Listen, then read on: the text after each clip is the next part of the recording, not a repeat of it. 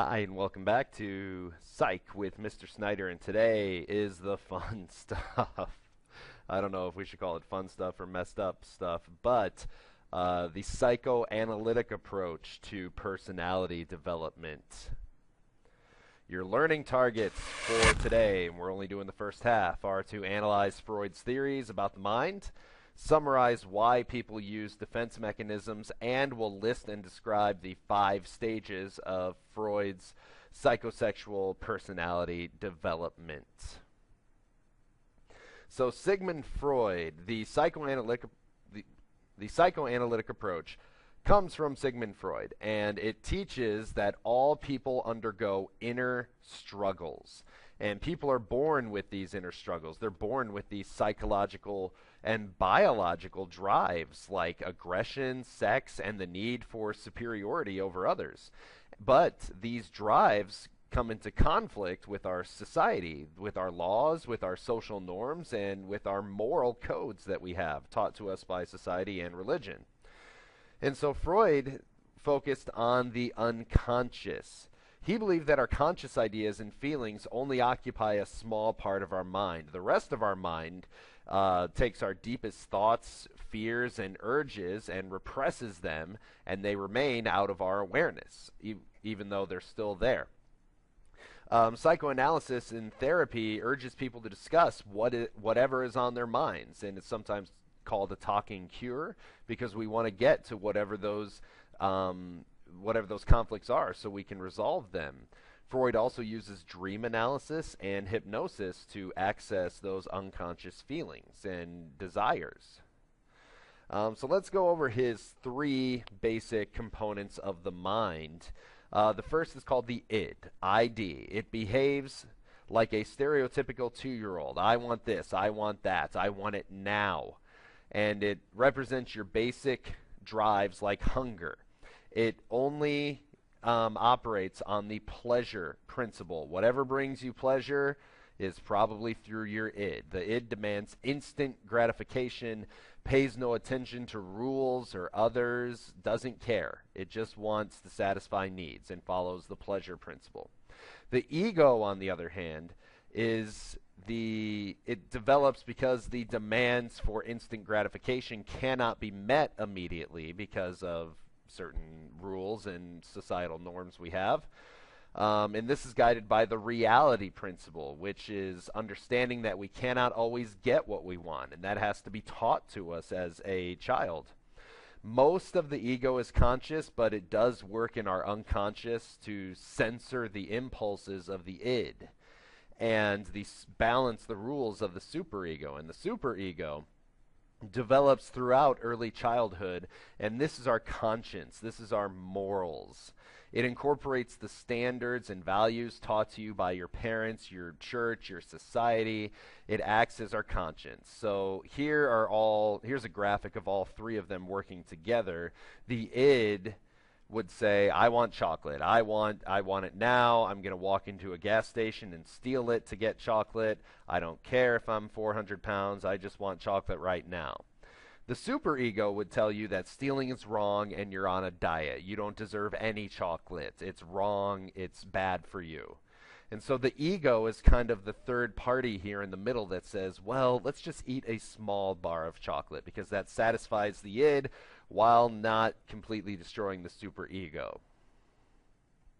And here is the iceberg metaphor where you can see the levels of water represent our conscious mind, our preconscious mind, and the unconscious mind, which is not accessible. All of the id operates in the unconscious mind, while the ego and superego both operate in the conscious mind and the preconscious mind, which is outside of our awareness but accessible through hypnosis, dream analysis, things like that. Defense mechanisms. Moving on to the next learning target. These are methods that the ego develops and uses to avoid recognizing these ideas and emotions that may cause anxiety or even pain. And these defenses operate unconsciously. You do this without even realizing it. Repression, for example. Repression removes the anxiety-causing ideas from conscious awareness, and it pushes them into the unconscious. So repressed memories, things that you can't even remember happening, but people tell you happened to you, your ego probably repressed them. And Freud likened repression to keeping a lid on a boiling kettle, and if enough pressure builds up, you could get outbursts of anger or even other maladaptive problems through repression. Other defense mechanisms you'll need to know are rationalization.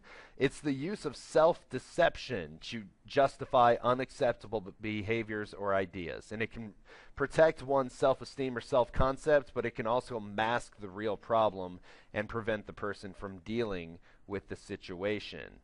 An example of rationalization would be if you ask a girl out on a date and they say no, you might tell yourself, well, I wasn't really attracted to her anyway, she's ugly, she's not my type. Or if you fail an exam, you might blame the instructor rather than your lack of preparation. And these both prevent anxiety, and it protects one's self-esteem and self-concept of themselves. Regression is abandoning current coping strategies and going back to a behavior that is characteristic of an earlier stage of development when you're faced with stress. So if you hear bad news, you may begin crying because that is you might have been fixated at that point in the psychosexual development stages, which we'll get to in a second. If you're fixated at the oral stage, you might deal with bad news through eating or smoking. Or if you're fixated at the anal stage, you might deal with regression with excessive tidiness, or the opposite, which would be not cleaning at all and excessive messiness. It's temporary, but it's usually a problem. It can become a problem when it's used to avoid adult behavior. Projection is dealing with an unacceptable impulse by projecting these impulses onto other people. So let's say you hate Mr. Snyder. So, oh God, I hate Mr. Snyder. But it's okay because other people hate Mr. Snyder too. So you're seeing you are a hostile person by hating me, and you're seeing other people as hostile as well. Defense mechanisms can be normal and even useful if they're used in moderation, but if it leads you to avoid the underlying issues that are causing the feelings, it can become a problem, and you may need therapy for that. Here are some more defense mechanisms, and there are even more than this that we'll get to in class, but displacement, reaction formation, denial, and sublimination. And if you want to read over these from Anna Freud, who was Freud's daughter, go ahead. So now we get to Freud's psychosexual stages of personality development. And he believes there's 5 stages that begin at birth and continue through adolescence. And Freud had this concept of a psychological energy labeled libido, which is a person's sexual energy that they need to focus someplace. It's one of the most controversial personality theories, but Freud claims that a person discharges this libido and focuses it on a distinct bodily area that categorizes each stage. And there's different conflicts in these stages. And if the conflicts are not resolved, children can become fixated at that stage or carry that stage's traits into adulthood. And I'll give you some examples here in a second. But going from that logic, adults' problems actually stem from childhood. So the first stage is the oral stage. This begins in our first year of life and goes to the first 21 months, about 2. And these ages are relative to each person, depending on how they are raised and depending on what society or culture they are raised in as well.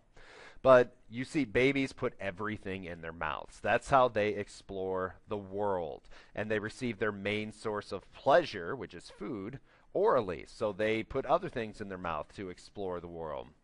And a child's caretakers who stops breastfeeding too early or who weans the child too late and does not satisfy the infant's needs may become that baby may become fixated at the oral stage, which results in adult behaviors later on, such as smoking, overeating, chewing gum or tobacco, too much drinking, and or nail biting can all be fixations of the oral stage later in life. The second stage is the anal stage. And older infants, this happens about age 1 to 3, their main goal in life is to become toilet trained. And they learn that they can control their bladder and bowel movements, and so they're focusing that sexual libido on their orifices. And they need to learn self-control during this stage, otherwise they can become fixated. And fixation at this stage can result in anal retentive behavior, which is control over everything, or becoming excessively tidy or organized, punctual and very respectful to authority, or anal expulsive behavior. That doesn't sound fun, but the person who is very messy or disorganized or even rebellious could have become fixated at this anal stage and not worked through all the conflicts there. The third stage is the phallic stage, and this is age 3 to 6, when children begin to discover the physical differences between males and females, along with the gender differences between boys and girls, and they become focused on exploring their own bodies. And Freud also said that this stage is characterized by what is called an Oedipus complex for boys, or an Electra complex for girls. And the boy simply focuses the libido that he has on his mother. Just to summarize this, it goes a lot deeper, but I don't want to really get into it. If you want to research it yourself, feel free. But the boy focuses the libido he has on his mother. His id wants to kill his father, so he can possess his mother, but the ego in the child's mind knows that the father is stronger of the two males, and he can be afraid of castration, and that is what is going on in this 3 to 6-year-old's mind, according to Freud. And the Electra complex is the same for girls. The girl's wishes to possess her father. Fixation at this stage can result in disorders such as depression and anxiety. The latency stage is the fourth stage, and it's more of a period between stages because nothing happens. A child's Oedipus or Electra complex begins to dissolve, and they begin to identify with the parent of the same sex, and their impulses remain hidden. And this is when a child begins to evolve from a baby to a human with complex feelings like guilt and shame. And they begin the process, according to Freud, of infantile amnesia, whereas we use that in psychology today just to explain something that we can't remember before the age of 3. Freud says we purposefully repress that memory because they are traumatic, overly sexual, or evil memories to us. And finally, the genital stage. And people enter this stage around whenever they get into puberty, and it lasts the rest of their life. And they develop a strong sexual interest in the opposite sex, according to Freud. Interest in others' welfare also grows at this stage, whereas the stages before you were worried about just satisfying your own selfish individual needs. Now you begin focusing on other people and meeting their needs. And teens do not encounter any new psychological conflicts during this time, but earlier conflicts do resurface. And here is a review of the oral, anal, phallic, latency, and genital stages. So let's review what we learned today. We talked about the unconscious being unconscious conflicts and desires being the basis of psychoanalytic theory. We defined id, ego, and superego. We talked about defense mechanisms, and we talked about 4 specifically that you will need to know. And we listed and described Freud's 5 stages of personality development. And that's all we're going to do for this half of the section. We'll continue with Freud's students, like Carl Jung, next time. But until then, just make sure you thoroughly do your learning targets, and I will see you later. Goodbye.